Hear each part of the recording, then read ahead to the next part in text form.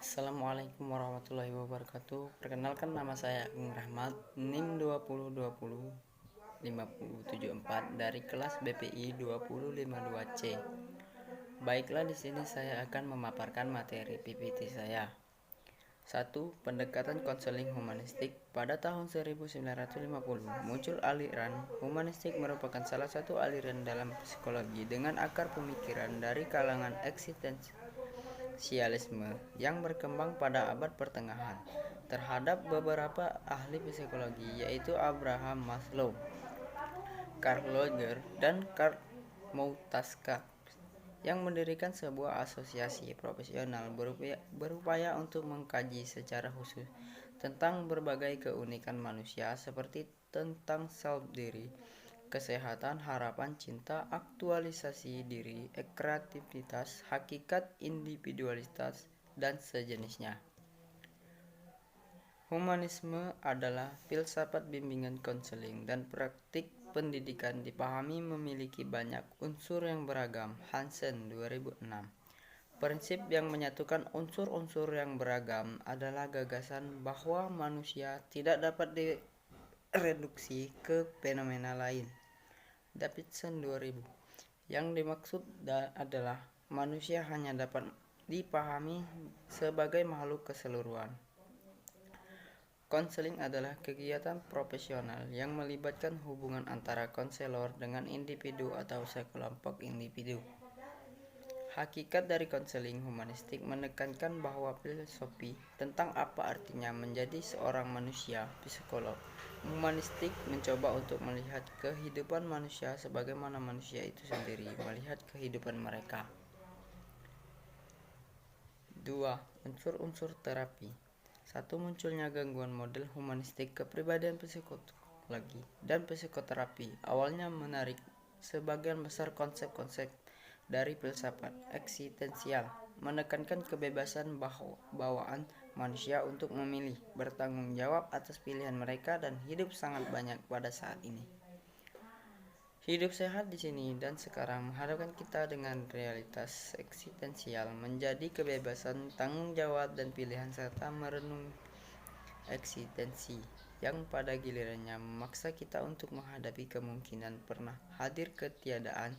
Pencarian makna dalam kehidupan masing-masing individu adalah tujuan utama dan aspirasi tertinggi.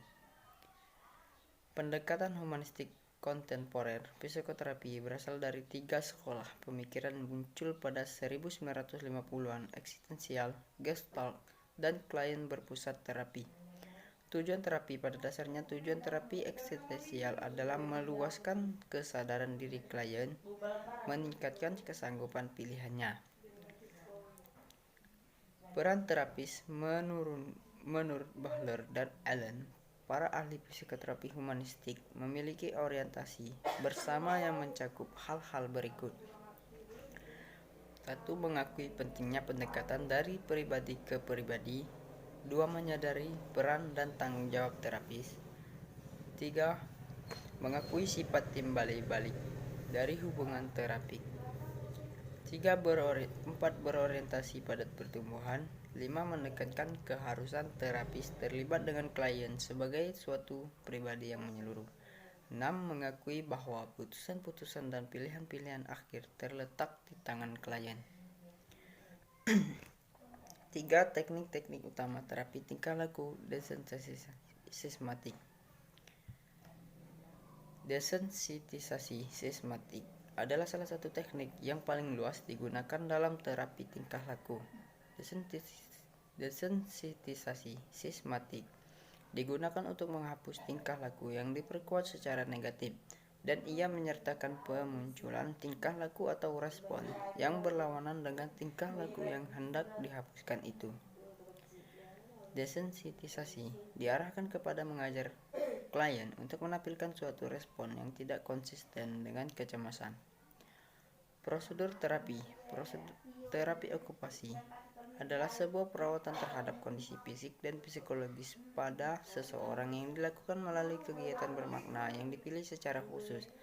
Terapi ini ditunjukkan untuk membantu orang yang terpengaruh untuk mencapai tingkat fungsi dan kemandirian maksimum dalam semua aspek kehidupan sehari-hari. Terapis akan menilai dan mengatasi kemandirian dalam perawatan diri, tugas domestik, kegiatan terkait pekerjaan, kemampuan fungsional, dan sosialisasi. Baiklah, mungkin itu saja yang bisa saya sampaikan. Lebih dan kurangnya saya mohon maaf. Wabillahi taufiq wa hidayah. Wassalamualaikum warahmatullahi wabarakatuh.